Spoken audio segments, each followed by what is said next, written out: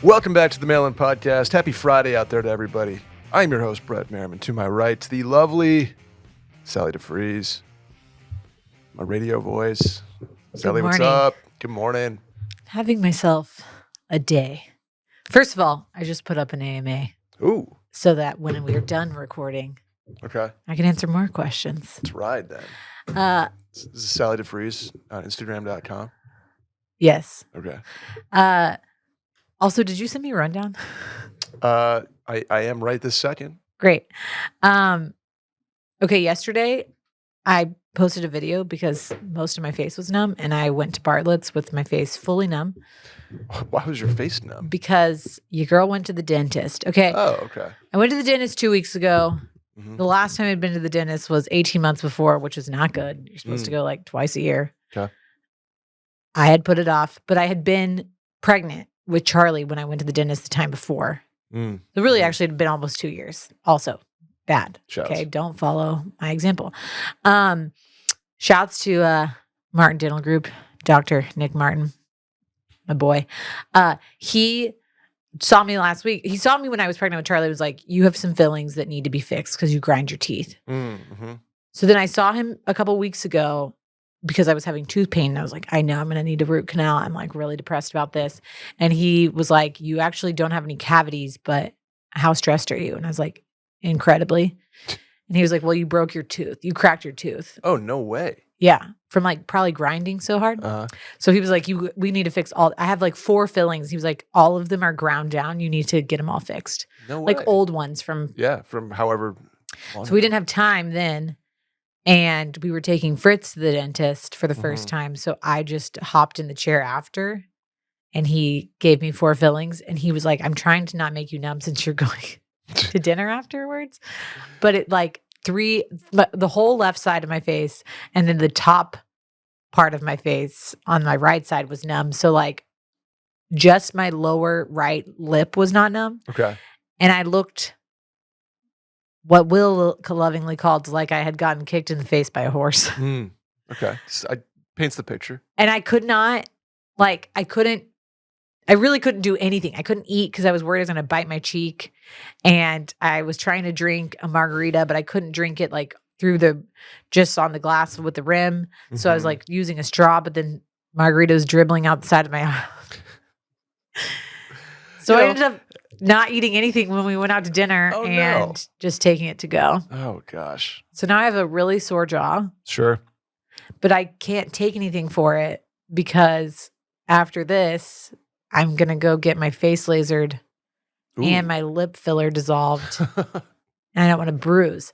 So I'm going to I'm going to go home after this face lasering, lip filler dissolving, and just like take a Xanax and chill. Yeah, I think that's fair. Your face has been through a lot the last 24 hours. Like my face is going to be so swollen tomorrow. It's like, I feel like even my mouth is, it's just like hurts from having my mouth open for so long. And it wasn't even that long. It probably took 20 minutes to do the fillings, but I had it like so wide open because I didn't want, I can't see you really. It's the worst. And they do that thing where they put your your is this lips ruining the camera angle? Your lips in the contraption. No, they don't. They didn't put me in the contraption. And I was so worried about the drill like hitting my lip or my tongue that I was just like, make that the clip for the episode with Randy. Yeah. Can you see me if I turn like this? Yeah, you're good. Okay. I can't see Brett because of this. I know. We need a better system for this because at some point I'm just going to kick my feet up and we're having a conversation. I personally feel like I would do better holding a mic, but I know that doesn't sound as good, right? Less consistent, I would say. Because people fling it around and it's not in front of their mouth. Sure. Right? This way we can talk with our hands and still be in the mix. That's the whole story of my weekend. So I'm going to go home, take a Xan, and chill out till my children get home. And then I'm going to be sad. You have 15 hours till you land, famously. Actually, I guess that's half a Xan. Yeah. Break. So I don't know when we're recording next week. We're going to have to figure that out. But there's a chance that I'm recording with like a full-blown laser face, like swollen, red. Is this like a, as somebody who's never had their face lasered off? This is my first time. What does this entail? Why is it chemical? Is it like It's what's the goal? it's called the Moxie laser. Okay. Which is like a step down from like the higher one, which is like a Fraxel or a Halo. Those are just like the makers of the lasers. Okay. It basically like it burns off any sun damage and stuff, and then like the upper layer of your face, and then your skin. So like today I'll be like pretty red, like I got sunburned, and tomorrow I'm going to be like red and swollen, and then like day 3, 4, 5, really like 4, 5, 6, you start like pushing out like all of the like dead skin that is not good, like sun damage and like. Oh boy. So you look like almost like you have not black face, but like my face is gonna be really brown because it's gonna push forward all of the like dead skin. So it's gonna look like I got a bad spray tan or like I have like dirt on my face. And then you have to like exfoliate it off, kind of thing. You kind of, but most of the time you just kind of like gently. You're not supposed to like really exfoliate because you're obviously your skin's already like raw, turning over. Yeah. Oh boy, I'm very excited. That sounds exciting. And are you supposed to be like glowing after? Is it more like impurity correction, sun damage correction? Kind of both. It's mine's for like sun damage and for fine lines, like just because I want to. We're fair skinned fellas, so really we can walk into like these lights over time. I'm getting cooked in here. Yeah. So I was getting coffee this morning and I was outside at Milk and Cookies and I think I was just getting blasted by the sun. I had no sunscreen on. Very bad. I did that the other day. I laid down a nice little base burn at Austin Country Club because it was cloudy. And I was like, oh yeah, we're good. No. It's cloudy, a little misty. And then the mist went away and it was just like kind of bright cloudy. You still get the UVA, UVBs in the clouds. I know. But I do put on a moisturizer with SPF in it every day. So I thought, I was like, yeah, it's cloudy. I put on some but that's not like protecting your neck and your chest and your arms. I always get the little like the V right here in the polo situation. That was pretty red. We're going to get to the questions in a second because we got to be tactical. But that is like the number one thing that ages you is like your neck getting sun and then not like getting like leathery. Like I feel like your neck and chest. Yeah, part of me you got to pay attention to the neck and chest. Yeah, I want to get leathery though. No, not me because I will never physically be able to. But that's what ages people. You can like see people that have like Botox or facelifts, but then their neck looks bad. It's true. It's very true. You know, so you want to do some questions? Yeah, I do have to put. You know what? I will start putting my moisturizer on my neck. How about that? Sure. I mean, I kind of do anyway. It's like it's just not. You should definitely hit the neck. It's not the first spot I go. I'm like, you know. You should definitely hit the neck. Okay, I'll hit the neck. Okay. Hey, Brett and Sally. I've been on a couple dates with a girl over the past couple weeks. She's really awesome, and we vibe well. For some context, we're both in our early to mid-20s. I ended up bringing her back to my place after our last date, and we were getting into some adult activities. Randy, that means hooking up. Yeah, I know. I'm just reading the question. She told me that, quote, she hasn't really done anything like this before. I was a bit surprised, but I made sure that she was comfortable and made sure that she really wanted to do this. I also reassured that if she began to feel uncomfortable, we could stop at any point. Overall, things went okay. I like her, and I could see this getting more serious. How do you think it would be best to approach this topic in the future to find out things that she wants to try, things she likes, and let her know about the things I like? I've had a lot of different sexual partners in the past, quote, self high five, and I know what I like and what I don't like. I'd like to talk about it. I just don't know when. Like, how do I tell her to sit on my face? Okay. And then in parentheses, you don't have to read this last sentence if you don't want to. Too late. Communication, Sally. Okay, so I kind of took this as like she hasn't like hooked up. I think it depends on what she means. Is like she's inexperienced. I thought it meant more like she hadn't doesn't hook up in the first couple dates. That's what I. Yeah, I don't think she's like a virgin. That's nothing wrong with that. But being also, a virgin's fine too. Yeah, but I'm saying like saying that she hasn't really done anything like this before. I think she would be very more like she's a virgin. She would have been told that like yeah. Like she means that she has. I think she means that she's not like a first couple date get horizontal person. So she could be experienced. She's just not talking about. Yeah. This is tough because everyone's sexuality is so personal to them, and everyone kind of handles it differently. I think the more you are with someone and trust them, the easier this conversation gets. Totally. Because Totally. when you were talking about sexual intimacy with somebody, trust is 98% of it, right? Mhm. I mean, well, maybe chemistry is another part of it too, but trusting someone, I mean, I know married couples who literally don't talk about this. Yeah. So this is a really, unless you're just a really confident person and the other person's really confident and they're willing to be the same, level of like open with you, then I think this is just going to take time. Yeah, time, and I think you take like I don't know, like the throttle approach. Like let's keep it vanilla the first couple times we're messing around here, Mhm. and then if you want to start adding some sprinkles and like communicate that's what you do. I don't think you're like you take it to level 10. Right. Who knows what this guy is into, and just be like, all right, well now we're going here, and she's like, what are we doing? And vice versa too. She could have something that if she sprung it on you, and you're like, whoa, wait a second. So I think it's just you keep it vanilla, then you go chocolate, then you go Neapolitan, and then you kind of just slow play it in. slow play. Like you That's do easy. something regular and then like once every few weeks you introduce something new. Yeah, it's You like just dip the toe in. it's like learning a language, right? Start Yeah. with the basics. And honestly, the more that y'all go out and hook up, the more comfortable she'll be. Then you'll start talking about it over dinner versus like in the bedroom, and then it'll be like funny, and then you go home and try it. Yeah. I think this is a very natural process. I wouldn't tell her that you've had a lot of sexual partners in the past, and here's why I want to like. And then give yourself a self high five. Don't self high five.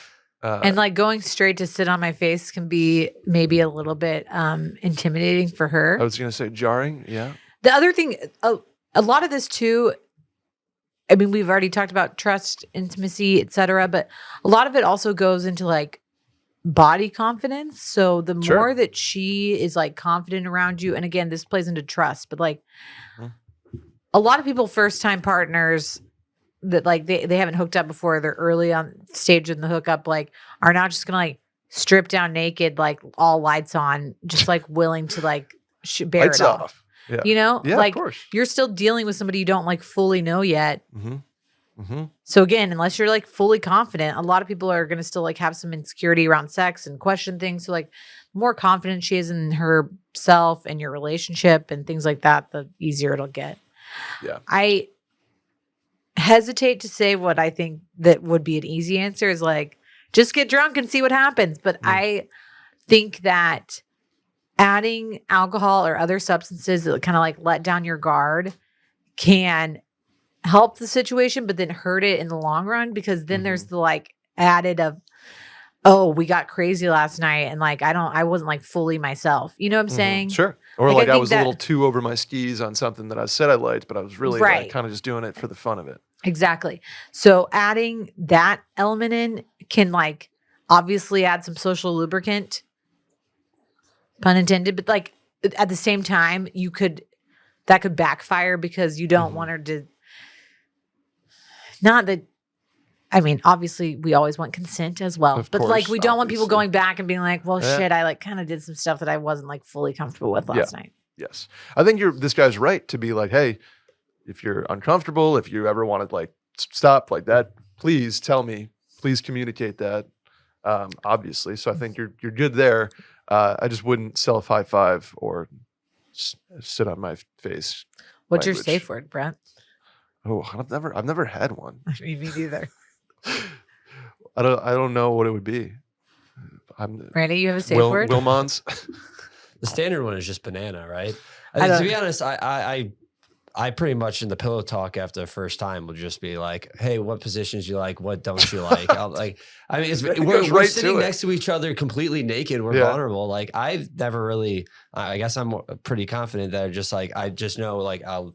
And then they're like, "So what do you mean?" I'm like, "I mean, do you like being choked? Do you not want to be choked? I Okay. don't want to do anything you're not Yeah. comfortable. Do you like what positions don't you like? Which ones do you like more?" And usually every single time we're sitting there naked and vulnerable that never. So like really, the first thing you go to is choking? no, that kidding. later I I- ask that was a position joke. first, but like I like ask if there's anything. She's you like, don't- no, that's second. If there's anything you don't like, and then they're like, "What do you mean?" I'm like, "Well, choking is very common that people do like, but they don't bring it out first." Yeah. And then a lot of times, a lot of women say, "Yeah, I like being choked."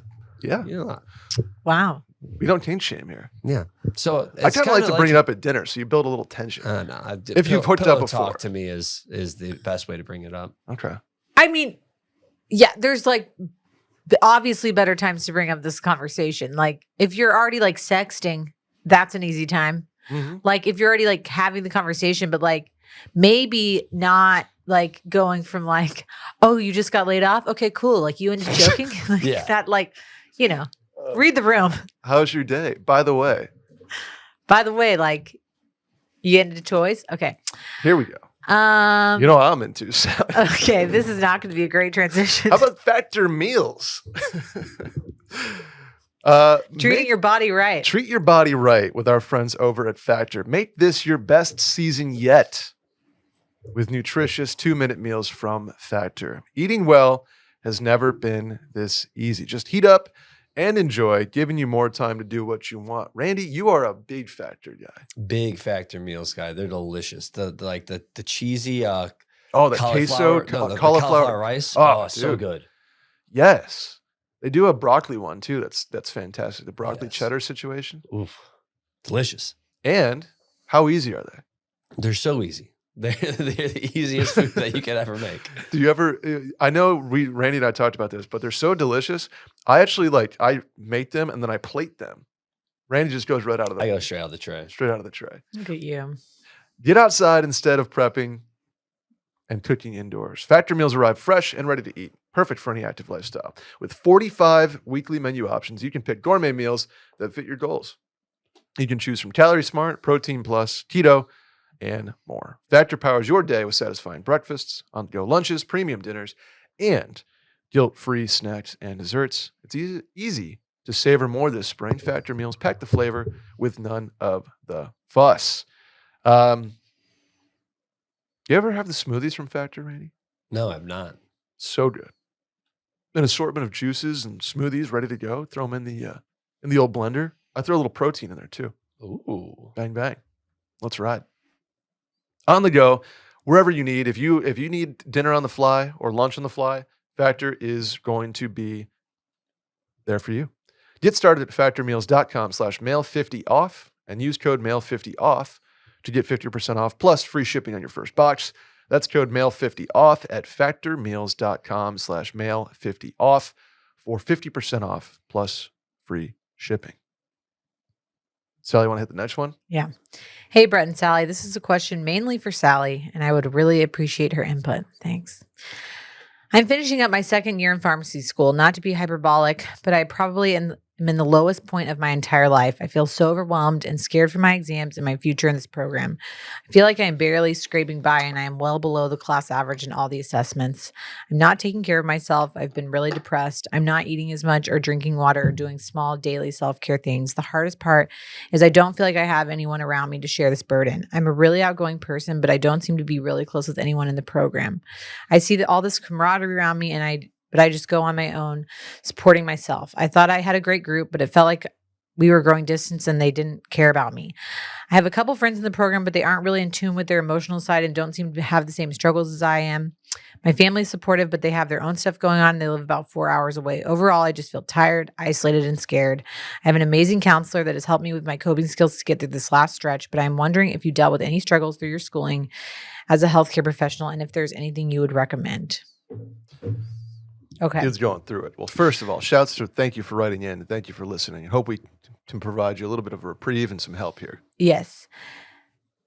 I am going to share this story, and I also am going to say that I know that I've gotten flack in the past for people writing in and then me saying you need to go to therapy, but this exact scenario is basically what led me on my therapy journey. When I was in school, I am the same way. I'm like an extrovert. I have no problem meeting people, talking to people, but I was in school with like a one-track mind and was like, all I'm going to do is like show up, get out of there, like go home and study. I didn't really have any friends. I like met 2 girls, but I sat by myself. I kept to myself. Will and I were dating, so I really didn't like hang out with anybody on the weekends, which was working for me fine until it stopped working for me. And about 2 years into school, so same timeline, I was getting just incredibly anxious.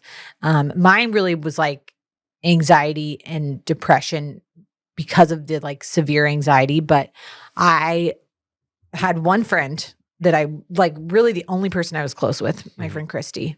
Shouts to Christy. And we were about to take an exam and I was just losing my shit. Like I just couldn't focus. I was upset. I was same thing, like not taking care of myself, not eating, not drinking, not sleeping. Will had even noticed, and it all kind of came to a head. I had flown back I flew from Dallas to Austin to come back for my sister's birthday. And I had a full blown panic attack on the plane, like thought I was going to die, was hyperventilating, just like the whole shebang. Talked to Will about it. He's like, I think you have anxiety. Got back to school and told my friend Christy about it. And she was like, funny you say that. I literally just went to the school doctor and got on meds because I also am struggling, which she didn't seem like she was. She's like, again, seems like she was like friends with everyone and doing fine, whatever.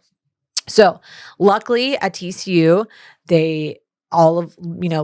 being a student, a full-time student, I was able to get free healthcare through TCU and went and saw first a doctor who was amazing. And Dr. Weezer was like, listen, I am going to make you take this basically anxiety, depression, like mental health assessment. And then we're going to like see where you're at.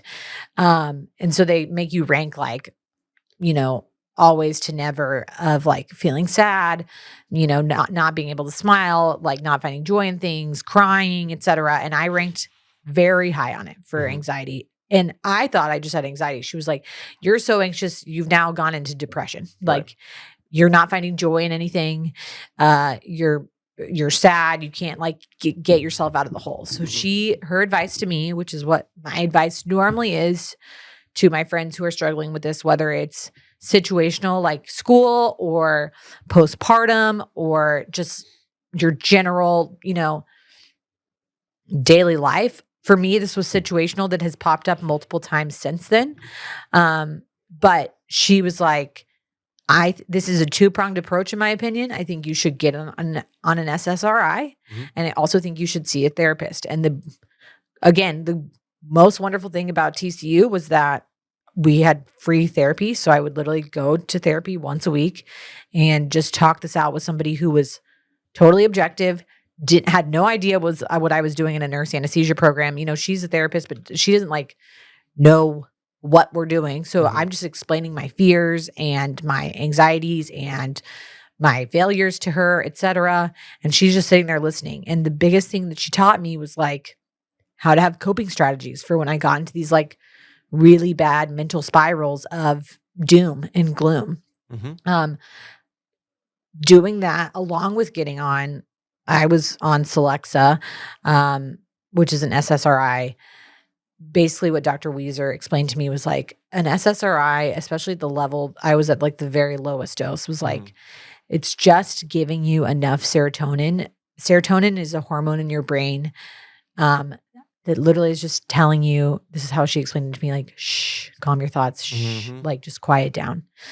And for me, the combination of those two, about 2 weeks in, I started feeling better. About a month in, I felt way better, was like actually approaching people for friendships again, like happy, like not freaking out about every test. And it fully turned my life around. I mean, it took more time than just that. And I was probably on it for about a year and then weaned myself off and have since been on it several other times, both times postpartum. So I think anxiety and depression can be situational for people. I think some people struggle with it their whole lives and it gets worse at certain points. I think for me, I probably am somebody who struggles with anxiety my whole life, but there are periods in my life where it gets worse. So that is my story. I was really lucky that TCU had a lot of resources that I didn't even know were available to me. I just went and saw the doctor and she was like, did you know you can get free therapy? Did you know you can get this? Like, sure. So depending on where you're at school, like if it's a pharmacy program, like chances are there should be some sort of right. But if it's affiliated with the university, you're paying for a lot of resources you might not know you have. And this person talked about having a counselor. Like, that might be a great place to start. Like, I'm really struggling. Here's how I feel. I need help. Like, this is their whole job. Like, a counselor is here to guide you through the system. Like, so talk to that person first. That's going to be your go-to. Hopefully your school has resources like that. If not, like, you're probably taking out loans. In my opinion, this is worth your mental health. Your well-being is worth that. So, like, if you need to set aside some loan money to, like, get on BetterHelp or whatever it may be, to, like, talk to a therapist and possibly also get on some sort of medication. For me, that worked. It's so different for everybody. But I think what's happening here is that, like we always say, it's so impossible to know what's going on in someone else's life. So, like, they're struggling and think that everyone else around them is doing well. And, like, everyone around them is probably also freaking out. They just are handling it seemingly better, but probably not. Like, they're probably at home being like, oh my God, I'm like. Totally. So feel free to DM me. I am happy to, like, go into this more, like, in more depth. I think this is tough because part of me wants to say, like, if you're really unhappy, like, is it worth it? But I think if you would have talked to me February of 2018 when I was absolutely losing my shit, like, and you said, like, is it worth it? Like, I would have been like, I don't know. Like, but I have the sunk cost is so high. I can't let go now. And then if you asked me 2 months later when I was, like, on meds and going to a therapist, I would have been like, yes, it was worth it. Like, this was what I wanted. This was my dream. Like, this is the job I'm working for. It just totally changed my perspective. And I think that can work for a lot of people. But to me, this is clear that this person is having some bouts of situational anxiety and depression. Sure. And I'm really sorry you're going through that. Talk to the counselor first. If there's anything that I can do to help, feel free to DM me.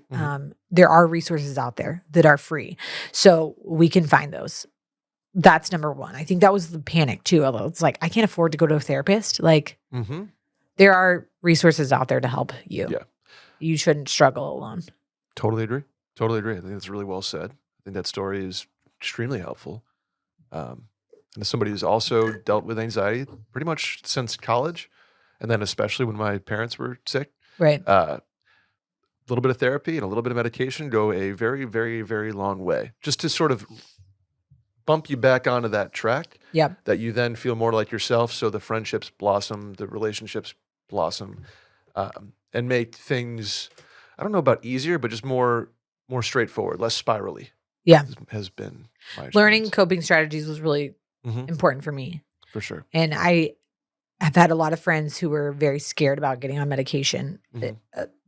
Most specifically right now in the stage of my life, friends who are postpartum and have postpartum anxiety or depression. I loved the way that Dr. Weiser explained that to me. Like, it's just going to give you enough to, like, quiet your mind. You're not going to be a zombie. You're not going to, like, not have feeling of anything. It's just going to, like, stop your death spiral. Exactly. That's what Klonopin for me has done. Right. And so I am happy to be open about that. And that is what worked for me. It's very different for everyone else. But I hope that you get the help that you need. And I hope that we can help you too. Hey, Sally and Brett. First time, long time. I'm graduating from a really prestigious law school this May. No big deal, no. And I'm really excited about this accomplishment and where it's going to take me in my career. Here's the deal. I paid for it completely myself with a bit of help from my husband for the last year of the program after we got married. So yourself and your husband. And did the program through night school while holding down a really tough job during the day. My family has not been as supportive as I would have liked, especially my younger sister. My parents, quote, got it when I couldn't visit as frequently as I used to. I'm a 2-hour plane ride away, but still laid on the guilt occasionally. My sister would really lay on the guilt, accuse me of hating my family, and was generally bitchy and not understanding about what I was undertaking in going to law school this way. She's honestly been downright insulting. On the other hand, my best girlfriends in the city I live in have been amazing. They've been so supportive, helped me plan my whole wedding while I was juggling work and school, and would even do flashcards with me at brunches and dinners so I could study and still hang out. My graduation is coming up, and my husband and friends are throwing a big party for me. My parents are coming up for the ceremony and the party, but I really don't want my sister to come. We have a limited number of tickets we get for the ceremony. My parents expect me to use one on her. She hasn't even booked plane tickets yet, but I would much rather give the ticket to one of my actual friends. She's also a Debbie Downer and ruins most events, including her own wedding. I don't want her to do the same to my graduation weekend. Any advice? This is tough because siblings are siblings. Yeah. It's tough because there's a chance that this is like all behind y'all in a couple of years, but it's like still sort of subject that you wouldn't let her come to the ceremony. Sure. My sister graduated from law school. She got maybe 4 or 6 tickets. I can't remember. Mm-hmm. I did not go. Okay. But Emily also understood, like, I mean, she's the oldest of 5 kids. It's Yeah. like not all of us were going to be there. My parents went. My grandfather, who was a lawyer, went, and so she got 4 tickets. That's Mm-hmm. right. My grandfather, who was a lawyer, went, and my little brother, who was going to go to law school, went. Mm-hmm. And they were all there. We obviously like celebrated her after, but Sure. it was like, I get 4 tickets, so you can come out here, but like you're not going to the ceremony.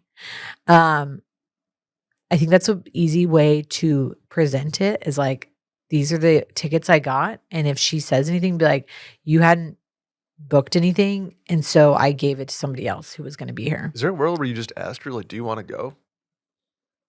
Like, assuming she's probably going to say no, Yeah. you know, and just kind of like, hey, mom and dad, I asked her. She said she doesn't want to go. She hasn't booked plane tickets. Like, I'm going to use this on somebody who's here and can go.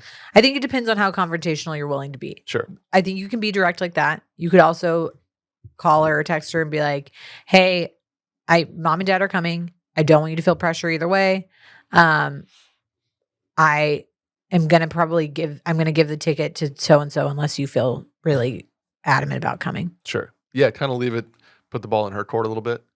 But I get where she's coming from, of like, I don't even want to give her that opportunity because I'm like annoyed at how unsupportive she's been. Mm-hmm. And also, like, all weekend, you're just going to be like looking for her to start being a Debbie Downer. It's going to be you're going to be upset that she's even there. What I would do is tell your parents, like, I have tickets for y'all. I'm going to give the other 2 to my 2 girlfriends who've been really supportive of me in town. And I feel really strongly about that.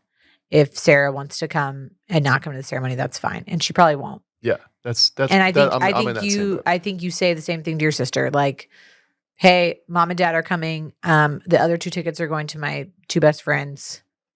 They really wanted to come. They've expressed it, and they've been really supportive of me. Mm-hmm. If you want to come that weekend, that sounds great. Yeah. And we'll have a little shindig and whatever. Sisters are going to get over it, or they're not. Like, family is family. It's really complicated.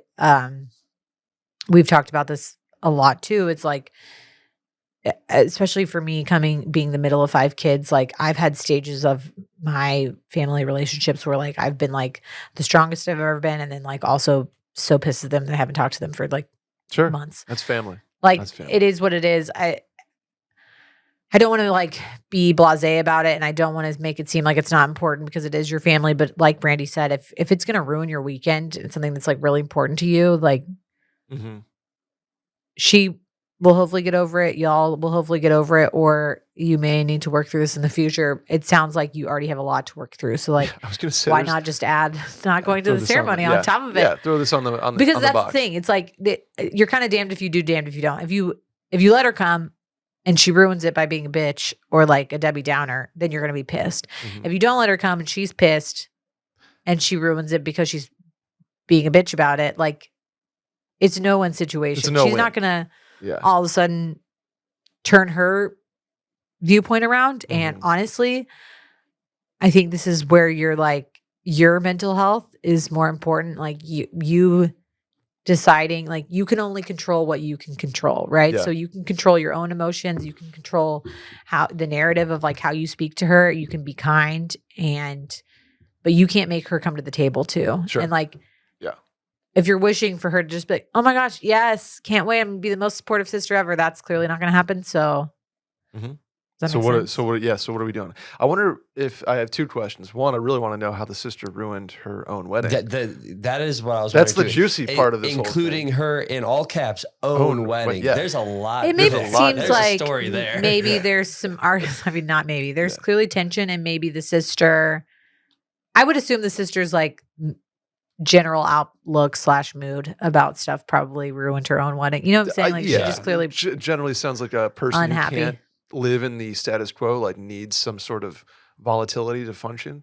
Yeah. Which sounds like people I know, but also I picture these parents being like very boomery, like, well, she's your sister, she's like, Right. and having no, like, doesn't matter how bad the sister's been, how fractured anything is, or just like, well, she's family, so she's coming. Yeah. It's the very like, oh, don't worry about, like, you just get over it kind of. Our like, generation is much more like chosen family, yeah.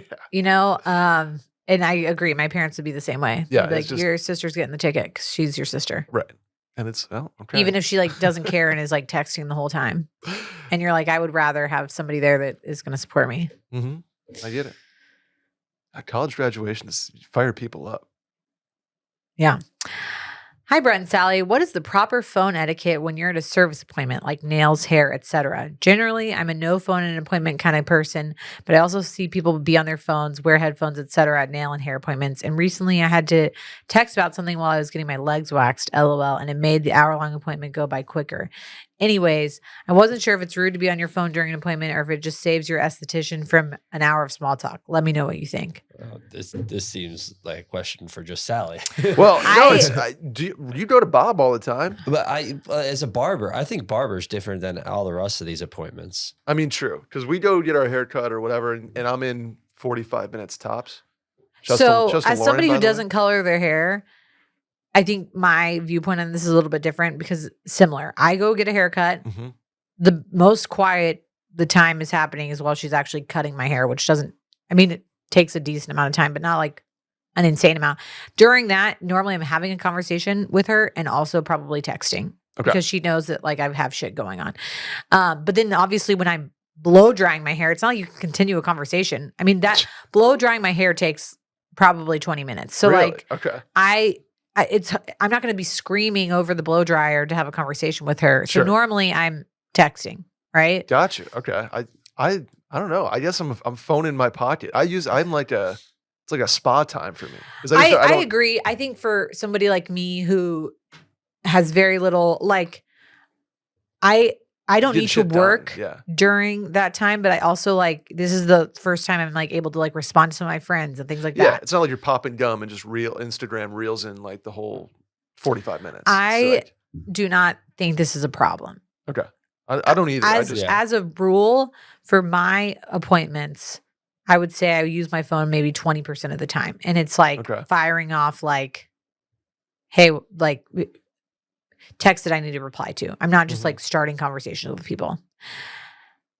But my nail girl like comes to my house and we like full blown like yap it Chit-chat. up. But on the flip side, my sister, who was a lawyer, literally will like get her nails done while working. Like she's like typing on one hand or like and getting her nails done, and like that's like her norm. And like wow. our nail girl Katie like knows it. She's like, yeah, Emily's working, so like I'm just like she just like works around her. I think most people who are in this like type of industry, whether it's like your hairstylist or your esthetician or your nail person, like know that you could be one end of the spectrum or the other. Okay.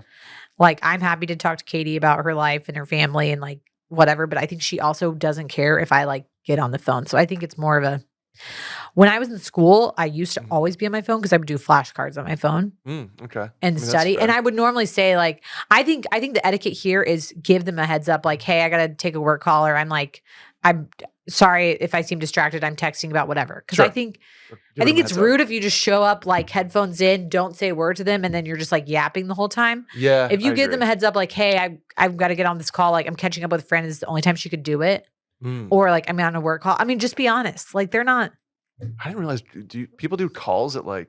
Oh yeah. At the nail salon, people are always like on a little AirPod, just like really talking. yapping. Yeah. Oh, Maybe it's man, not what that a- much different than talking to the person. Because that you're just doing talking it. to a friend. mean, But I yeah. think as long as you give them a heads up, even Okay. if it's something as trivial as like literally I'm catching up with my mom, like Sure. Yeah. that's when you have time. So that's what you're doing. And you're not being like super obnoxious, like yelling in the nail salon or, whipping out your computer and getting on a work Zoom, but Totally. I think if you are writing an email or talking to somebody, as long as you give your service person a heads up, like they're not going to care. Like I'm not, and they'll probably be like, "Oh, cool. I don't have to. I can save my yap muscle Right. for the next person." Right. Because they are also having everyone, like I talk to my hair girl, Brittany, about this all the time. She's like, yeah, I have learned to just ask people questions nonstop so that like keeps them talking so that like that it doesn't get awkward. And but I don't think she cares either way if I'm on the phone or not. Lauren and I have a great system where it's like we yap a little bit, catch up, and then we go into like the trance mode where it's just like kind of looking at the hair here, and she just does her thing, and then we yap a little bit, then kind of turn it off. I don't know. I'll be honest too. Like good system. When my girl who does my eyebrows, I'll be like, Erica, I'm really tired. I'm probably just gonna fall asleep while you do this. Like today, love Caleb. Like we're probably gonna talk for a while. And then I'm like, if this doesn't pound my face, like I'm gonna fall asleep because I was up till like 2 a.m. last night. Damn. Just aimlessly scrolling Instagram. Yeah. Sending Will. Because the only thing I do like cosmetically, I suppose, is hair and then massages. Massage, I think it's very apparent. Like I ain't talking because I'm probably gonna fall asleep. That's fair. And sometimes my masseuse, shouts to Corelli, yaps a little bit. I think you can be honest and be like, "Hey, I'm not gonna reply to you. I'm here to relax." I've never, and I feel I should say that, but I'm just like, okay, I'll entertain it, and I'm not like full on conversating. But I'm just like I'm trying. I guess I probably go to a decent amount of like upkeep appointments. We got nails, Botox / my face laser today, lip filler, sure, my hair. I get my eyebrows done. Sure. I get waxed. The whole shebang. Whole shebang. Yesterday, it was hard because I was like literally talking to my friend Nick while he was doing dental work to me and I had my mouth open. And I'm like, and I was like, never mind. That's the age-old joke though, right? Your dentist is like checking you out. He's like, how you feeling? I'm good. Yeah. I'm just like doing like hand signals. He's like clanking around with the little mirror tool and just like ding, ding, ding, ding, ding. Okay. I think in general, across the board, this has not like, even if you're not like at a beauty appointment, if you are in the car with somebody, even like, even if you're like taking an Uber, in my opinion, like if you're going to be like on your phone, if you're texting an Uber, like don't care. But like, actually, I don't know how if you're actively like checking out of a conversation, just be like, hey, I gotta handle something real quick. If the Uber's trying to make conversation with you and you got to answer the phone, be like, hey, so sorry, I got to take this. Like, just have some common courtesy. Yeah. Doesn't have to be a whole explanation. It's just like, hey, I got to take a call. Yeah. I think they'll get the point. Yeah. I know people that are introverted, don't want to talk to their barber and they'll just listen to a podcast, but like they'll straight up be like, hey, it's okay, cool if I listen to a podcast.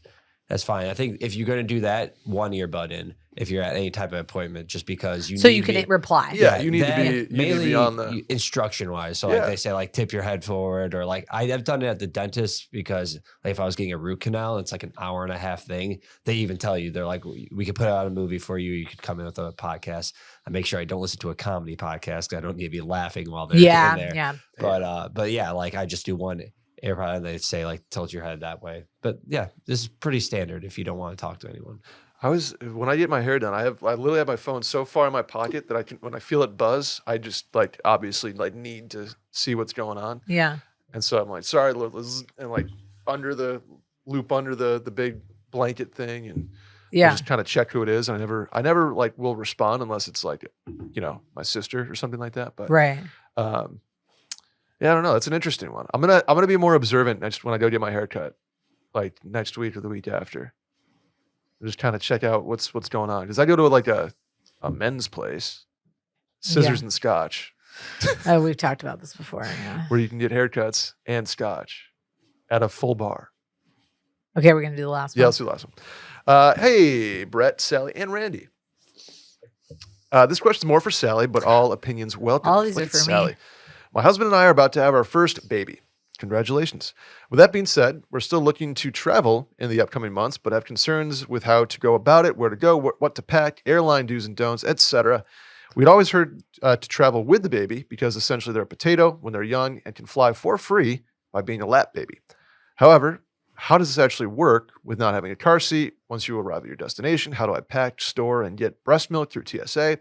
Should I check a stroller? Does gate checking things make it easier for parents? And how can you choose to do that? I guess I'm really just looking for tips and tricks traveling an airport with a baby who is still in an infant seat. Thanks in advance.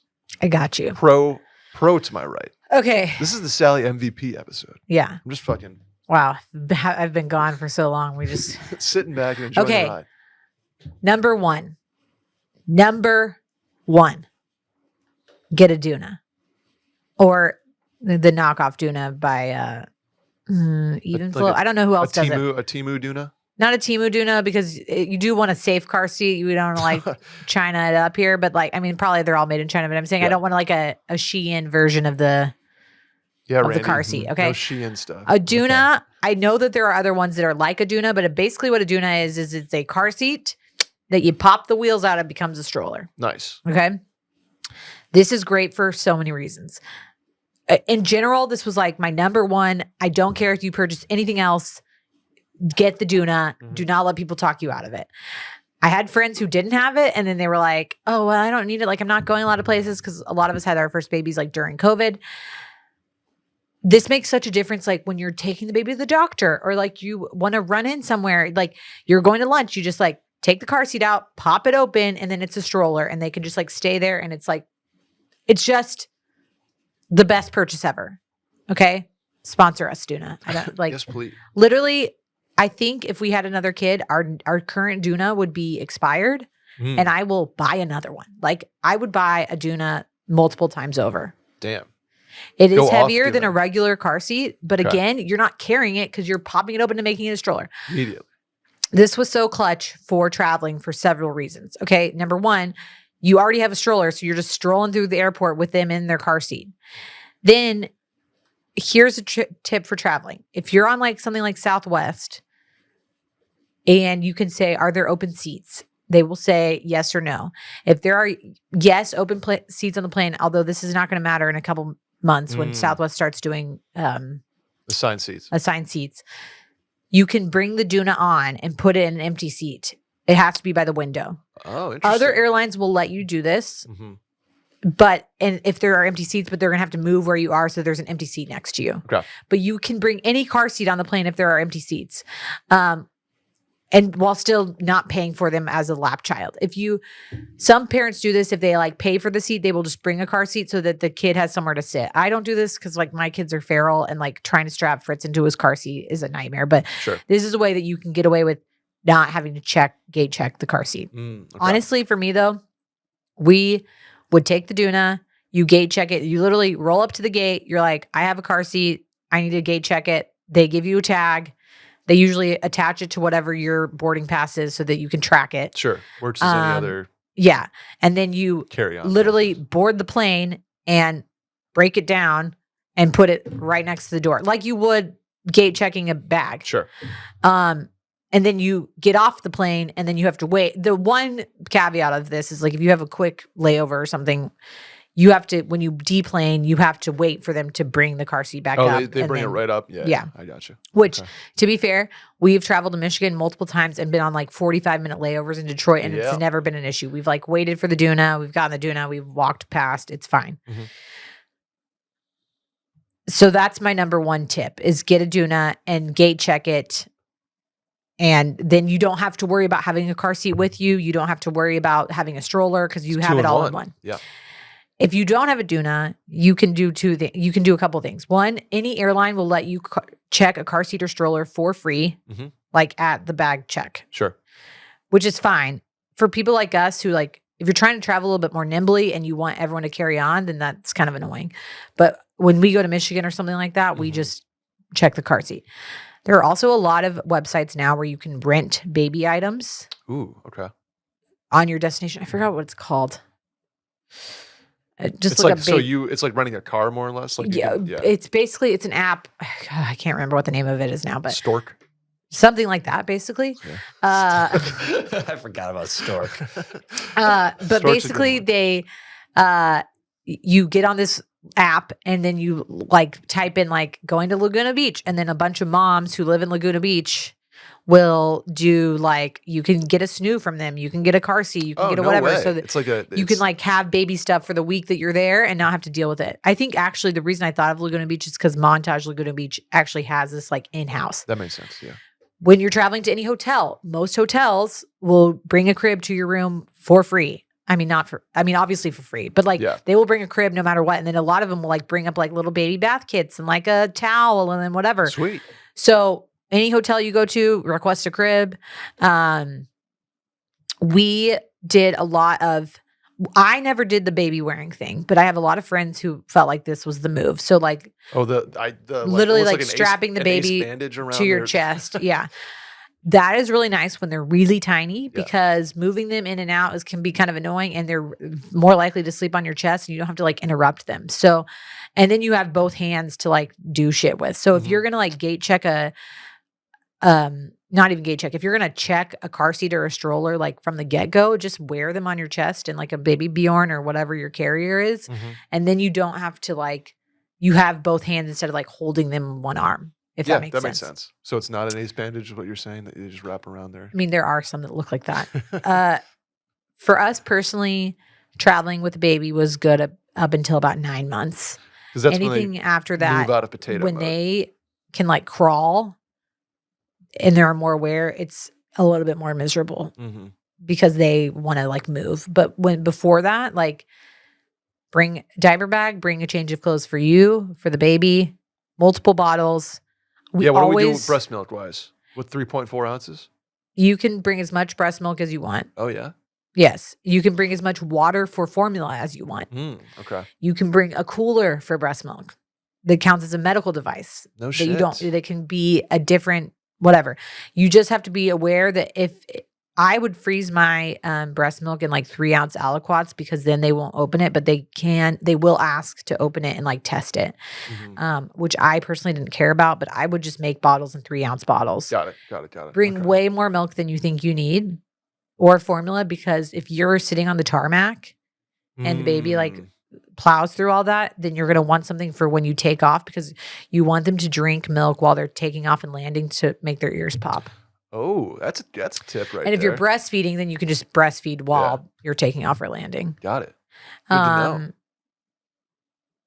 It's really not that bad. It's traveling like is a muscle that you flex, and once you've done it once, it gets easier. But I think the first time is really nerve-wracking because you think that you're really. You can tell the first timers. You think that you're impeding on everyone else's experience, and rarely you are. Like a lot of times, babies that are crying at that level on a plane, you can barely hear them. So I don't know. I think do it as often as you want. Get a Doona or get the knockoff Doona. And just go with your baby places. This is like the best time to do it because they don't need a bunch of toys or snacks or whatever. Like they literally just need you holding them, and that's it. The last thing I was gonna say was, it seems like the most stressed out parents at the airports are the ones who have too much shit with them, right? And are like they way overdid the snack toy, 17 bags. And it's like the people who just have the baby Bjorn like strapped to them, and they have one bag that's like, oh, they look pretty solid. I normally when we check, I bring a carry-on of clothes, diapers, formula, etc. for the whole family, because if for some reason your bag got lost or you get stuck or you rerouted or whatever, you want a change of clothes, you want diapers for the baby, you want a change of clothes for you want formula. Sure. So I would always, even if we check, I have like my one carry-on with other shit in it, snacks, etc. Charcuterie, perhaps. And then I would check everything else. But go for it. Have fun. That's gonna do it for us today. Give us a subscription if you're so kind. Rate 5 stars. Give us a review. Tell a friend about the show. Hotline's 888-362-6245 if you want to leave a voicemail, or you can write in at the link in the Twitter bio at Mail-In Podcast. Sally, where can the folks find you? Sally deFries on Instagram. I'm Brett Merriman at Schmerriman on Twitter and Instagram. That's Randall Trembacki at Randy Trembacki on Twitter and Instagram. Have a great weekend, everybody. Should catch you next week. Okay, bye.